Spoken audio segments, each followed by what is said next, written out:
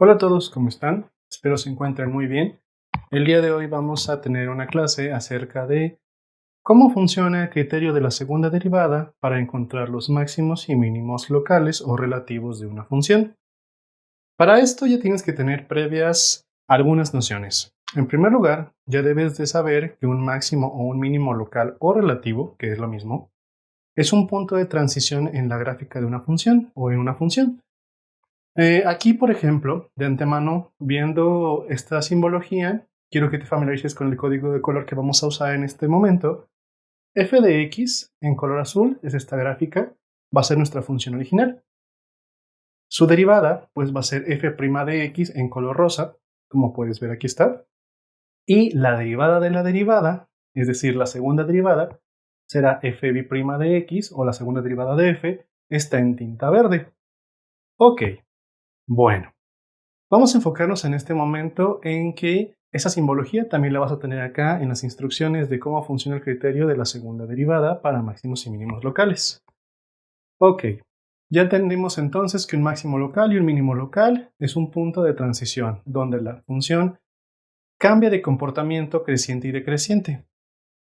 Si ponemos atención a la gráfica azul f de x, la función, vemos que desde el menos infinito hasta llegar a x1, puede ser un punto cualquiera, la gráfica es creciente y en el punto x1, y1 que está aquí, ese sería un máximo local, porque justo ahí la gráfica ya no crece ni decrece, pero después de él, la gráfica comienza a caer, a decrecer.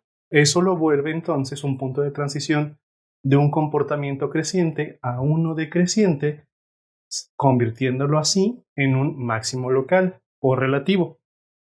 Luego, de x1 a x2, la gráfica azul va decreciendo, va cayendo, hasta llegar al punto x2, y2. Pues en ese punto, la gráfica encuentra un mínimo local, porque antes de él viene decreciendo y después de él vuelve a crecer. Entonces, al pasar de ser decreciente a ser creciente, ese punto de transición se denomina mínimo local o mínimo relativo. Bueno, hecha esta aclaración, el siguiente concepto importante que necesitas recordar es el de concavidad. La concavidad es esta forma que adquiere la gráfica de la función al abrir hacia arriba o abrir hacia abajo. Coloquialmente, se dice que la concavidad negativa es aquella en la cual la gráfica abre hacia abajo y la concavidad positiva es donde abre hacia arriba, coloquialmente hablando.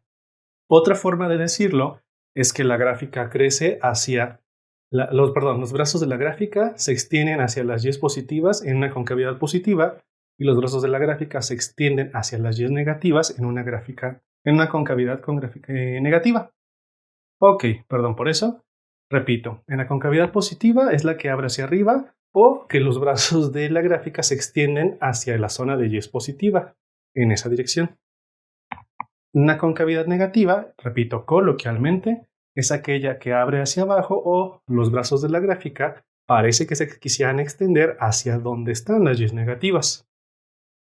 Segunda aclaración, perfecto. Ahora, en cuanto a esta gráfica, podemos apreciar que la gráfica azul, nuestra función, seguramente es de grado 3, porque tiene un total de 2 crestas y valles. Aquí está uno, aquí está otro. Al calcular su derivada, la derivada va a ser de un grado menor a la función original. Es decir, si la función original es grado 3, la derivada va a ser grado 2. Y por lo tanto solo va a tener una cresta o valle. Ciertamente la gráfica rosa solamente tiene una cresta o valle. En este caso, pues un valle. Y si esto era grado 3, su derivada era grado 2, pues la derivada de la derivada va a ser grado 1. Y no va a tener ninguna cresta o valle. Recordemos que el total de crestas o valles de la gráfica de una función polinomial es igual a su máximo exponente menos 1. Por eso es que yo sé que la función es grado 3, porque si hay 2 crestas o valles, le puedo sumar 1 y me va a dar el grado de la función. Su derivada, que es la gráfica rosa, tiene una cresta o valle. Si le sumo 1 al grado, significa que, perdón, si le sumo 1 a eso, obtengo el grado, que sería grado 2. Y pues aquí, la derivada de la derivada, que es la verde, es grado 1, porque es una línea diagonal y no tiene ninguna cresta o valle. Bueno, ok.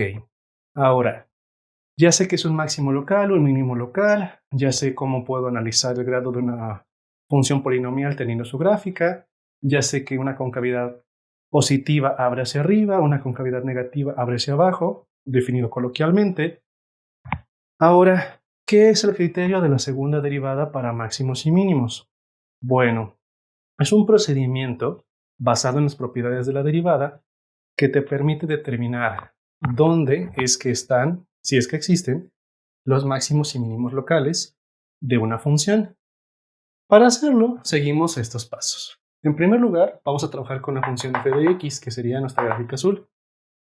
Vale la pena mencionar que para el criterio, pues únicamente utilizamos la regla de correspondencia, pero aquí voy a explicarte cómo es que funciona con ayuda de este gráfico.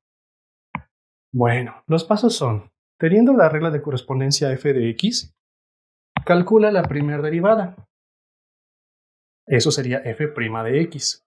Luego, tienes que calcular la derivada de eso, o sea, la segunda derivada de la función. Sería fb' de x o la segunda derivada de f. Como siguiente paso, hay que igualar f' de x, es decir, la primer derivada, a 0. Eso va a formar una ecuación. Tendrás que resolver esa ecuación como siguiente paso y conseguir los puntos críticos, que puede ser 1, 2 o n puntos críticos. Esos son los posibles máximos y mínimos. Por favor, recuerda, para encontrar máximos y mínimos locales, no importa si estás utilizando el criterio de la primera derivada o el criterio de la segunda derivada. Tienes que igualar a 0 siempre la primera derivada. Esta es la fuente de puntos críticos para máximos y mínimos locales. Muchos cometen el error e intentan igualar a 0 la segunda derivada. Eso se utiliza para otra cosa, pero ahorita no lo necesitamos. Bueno, ya que tienes los puntos críticos, el siguiente paso es evaluar en la segunda derivada, ahora sí, entra en juego ella, los puntos críticos que sacaste de la primera. Al hacerlo, te va a arrojar un número positivo o negativo, y dependiendo de eso, del signo que obtengas, sabrás si ese punto crítico era un máximo o un mínimo local. Vamos a pasar aquí a explicar cómo funciona. Mira, tú vas a tener la regla de correspondencia o la fórmula de f de x. Vas a calcular su derivada, que sería f' de x. Eso lo vas a igualar a 0. De igualarlo a 0, vas a generar una ecuación. Y una vez que la resuelvas, tendrás los puntos críticos x1, x2. Si fuera este el caso, obtendrías solo dos puntos críticos. El punto crítico x1 y el punto crítico x2. Pero para este momento, cuando apenas vas en el paso 4, todavía no sabes si x1 y x2 son máximos o mínimos. Perfecto. Para eso, necesitas haber ya calculado la segunda derivada y vas a evaluar en ella a x1 y a x2, es decir, en la fórmula que se te genere de la segunda derivada, necesitarás sustituir x por el valor x1 y por el valor x2, que serán números bastante claros, y al hacerlo te va a arrojar un valor, y ese valor puede ser positivo o negativo. ¿Y eso de qué te va a servir? Muy sencillo, mira. Cuando obtengas, al evaluar, por ejemplo, x1 en la segunda derivada, un número negativo, significa que eso va a ser un máximo local. Y al evaluar en la segunda derivada un punto crítico, si te arroja un número positivo, es que eso va a ser un mínimo local. Repito, si al evaluar tus puntos críticos obtienes un valor negativo, es que va a ser un máximo local. Y si obtienes un valor positivo, va a ser un mínimo local. ¿Por qué? Suena contradictorio, yo lo sé. Muy sencillo, mira, veamos el gráfico. Puedes apreciar que la gráfica de f de x, la azul, Desde el menos infinito hasta el x1 es creciente, del x1 al x2 es decreciente, enfócate en la gráfica azul, y de x2 al infinito vuelve a ser creciente. Bueno, cuando tú calculas la primera derivada, virtualmente estás generando esta gráfica a través de la regla de correspondencia, no necesitas graficarlo. Entonces, ¿qué va a pasar después? Bueno, tú vas a encontrar los puntos críticos al igualar f' de x a 0, sería la fórmula que genera esta gráfica rosa, y vas a conseguir los posibles máximos y los posibles mínimos al resolver esa ecuación, que serían x1 y x2. Bueno, así como la primera derivada es la fuente de puntos críticos, la segunda derivada sirve o es útil para decirte qué tipo de concavidad hay en esa zona. Ahora bien, me regreso un poquito a la primera derivada. Quiero que observes que cuando la gráfica de la función original es creciente, mira, está subiendo, subiendo, subiendo, subiendo hasta aquí, la gráfica rosa está en zonas positivas. Luego, cuando la gráfica azul está bajando, bajando, bajando, la gráfica rosa está en zonas negativas. Cuando la gráfica azul vuelve a subir, la gráfica rosa, que es la derivada de esta, del azul, vuelve a caer en zonas positivas. Así es como funciona el criterio de la primera derivada que ya estudiamos. Pero, ¿qué pasa si analizo la gráfica verde contra la gráfica azul? Mira, cuando la gráfica verde está en zonas positivas, que sería de este puntito x3 a la derecha, el comportamiento de la gráfica azul tiene cierta característica. Te dejo un momento para que lo explores. Y compáralo con el comportamiento que hay cuando la gráfica verde está en zonas y negativas contra el comportamiento de la gráfica azul. ¿Ya te diste cuenta? Seguramente sí. Cuando la gráfica azul, que es la función, tiene concavidad negativa, la segunda derivada, que es la gráfica verde, tiene valores negativos. Es decir, cuando la gráfica abre hacia abajo, que sería esta zona de aquí, la derivada de la derivada, o sea, la segunda derivada, la gráfica verde, tiene valores negativos. Valores y negativos, aclaro. Y cuando la gráfica azul, que es nuestra función original, abre hacia arriba, hay valores positivos. Entonces, donde hay concavidad negativa, la segunda derivada tiene valores y negativos. Cuando la función original abre hacia arriba, la derivada de la derivada tiene valores y positivos. Una vez más, para que nos quede claro, cuando la función original tiene concavidad negativa, la gráfica verde está en zonas y negativas. Cuando la gráfica azul, que es la función, tiene concavidad positiva, recuerda que abre hacia arriba, la derivada, que es la verde, perdón, la segunda derivada, que es la gráfica verde, está en zonas y positivas. Entonces, el criterio de la segunda derivada hace este análisis, esta lógica. Si yo tengo la certeza de haber conseguido puntos críticos de la primera derivada, hasta ese momento sé que x1 y x2 son máximos o mínimos probablemente. Pero si logro saber en qué tipo de concavidad viven, en qué tipo de concavidad se han insertado, entonces sé si será un máximo o un mínimo. Mira, si yo sé que x1 es un posible máximo y un posible mínimo, no sirve de tanto. Pero si además de eso logro averiguar que este x1 vive en una concavidad negativa, pues en las concavidades negativas los puntos críticos que habitan se llaman máximos.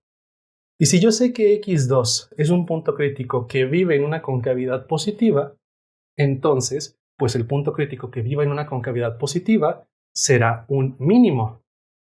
Si un punto crítico vive en una concavidad o reside en una concavidad negativa, significa que ese punto crítico es un máximo. Y si un punto crítico reside dentro de una concavidad positiva, es que ese punto es un mínimo. Suena contradictorio, pero tiene mucha lógica. Mira, aquí puedes verlo en esta zona.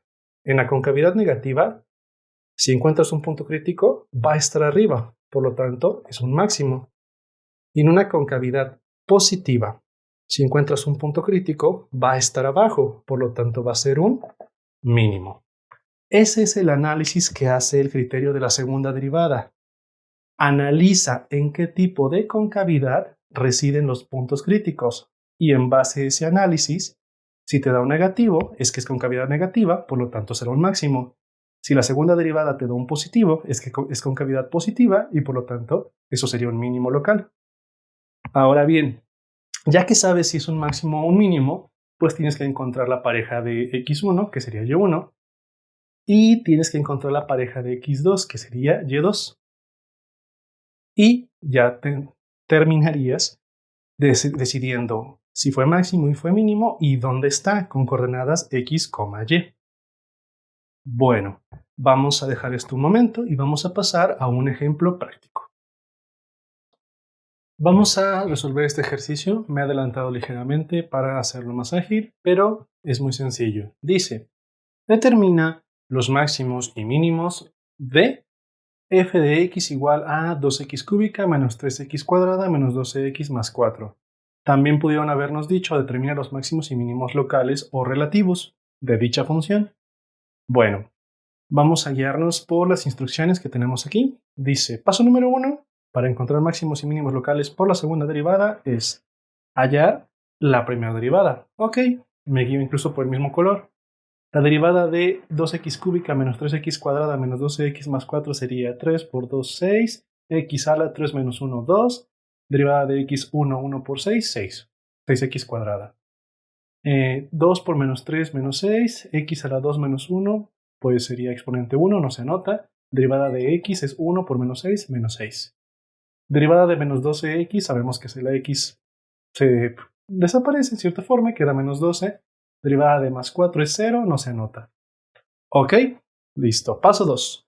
Hallar la segunda derivada. Pues voy a derivar lo que está en rosa. 2 por 6, 12, x a la 2 menos 1, exponente 1. Derivada de menos 6x es menos 6 y derivada de menos 12 sería 0, no se anota. Perfecto.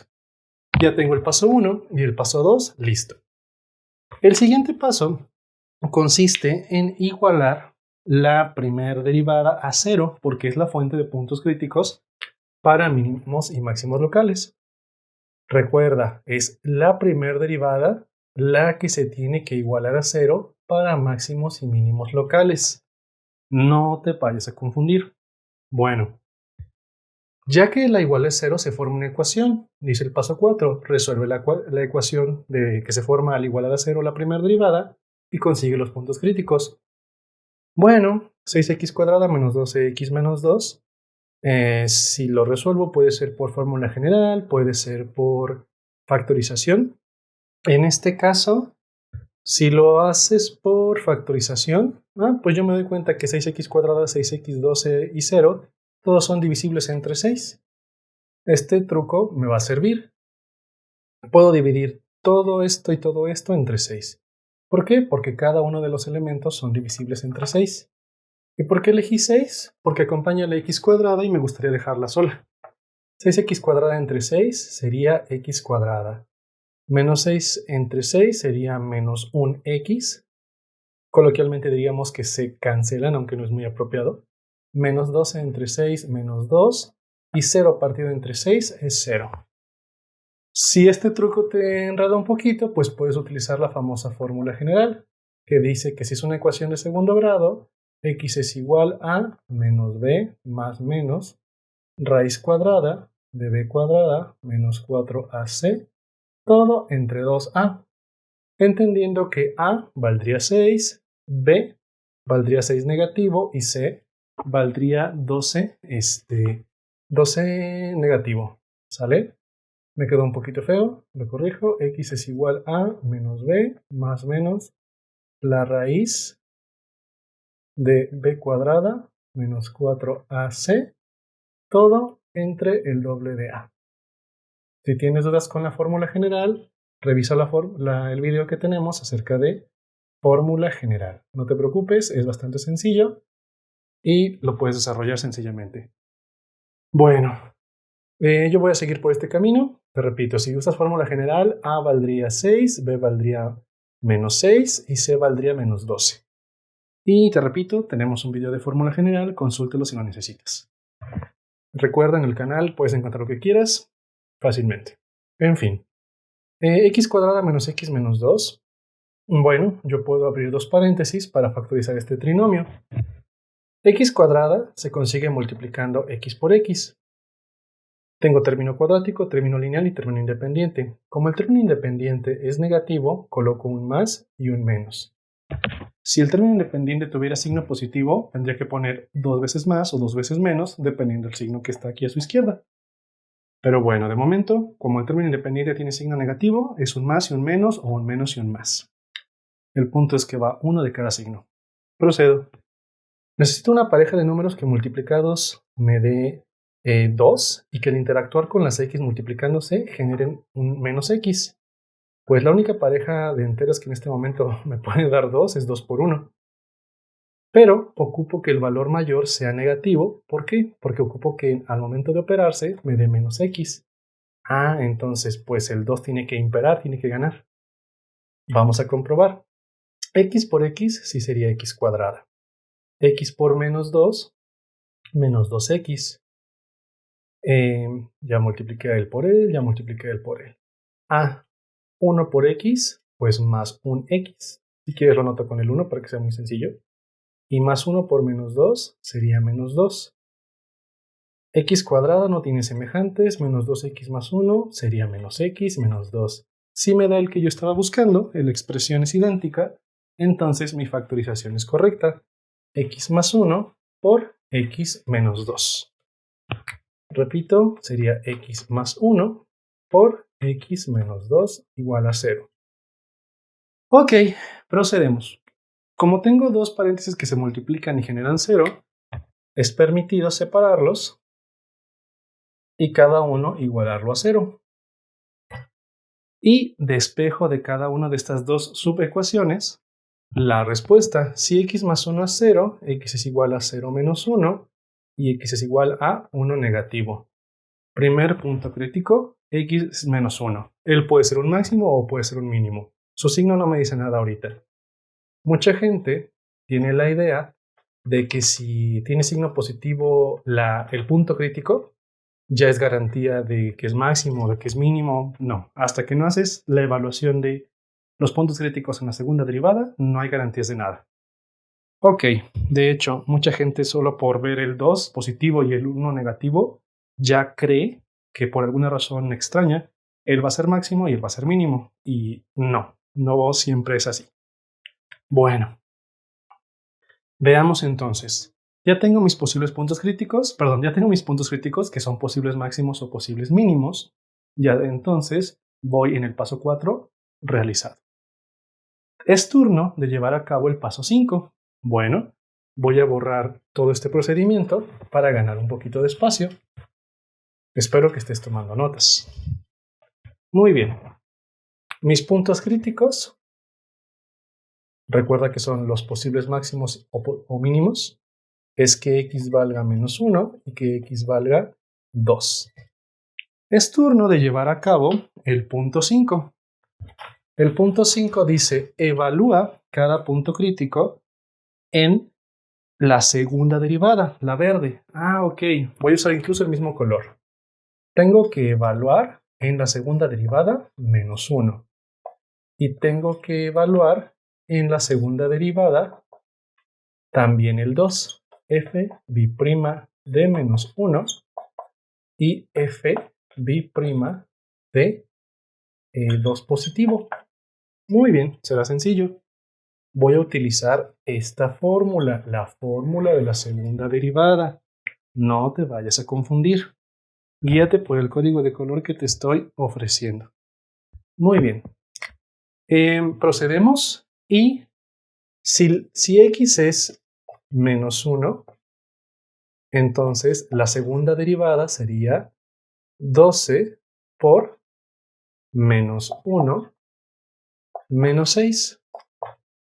12 por menos 1 sería menos 12. Menos 12 menos 6, menos 18.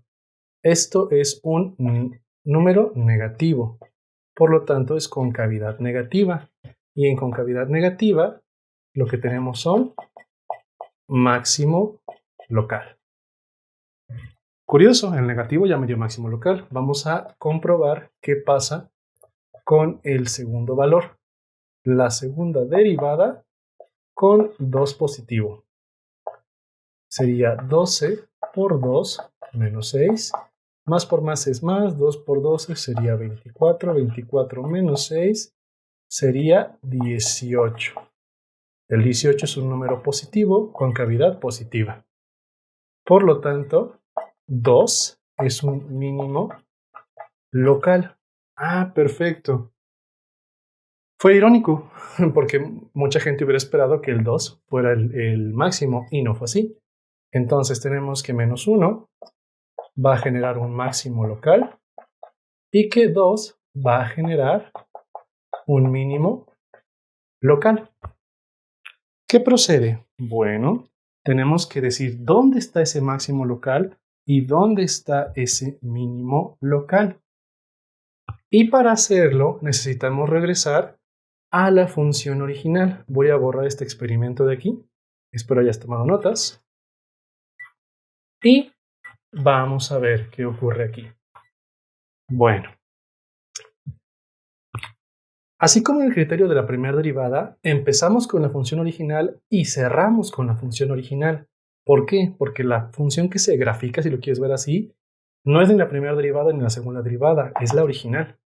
Entonces hay que evaluar menos 1 y aparte 2 en la función original. 2 por menos 1 al cubo, menos 3 por menos 1 al cuadrado, menos 12 por menos 1 más 4.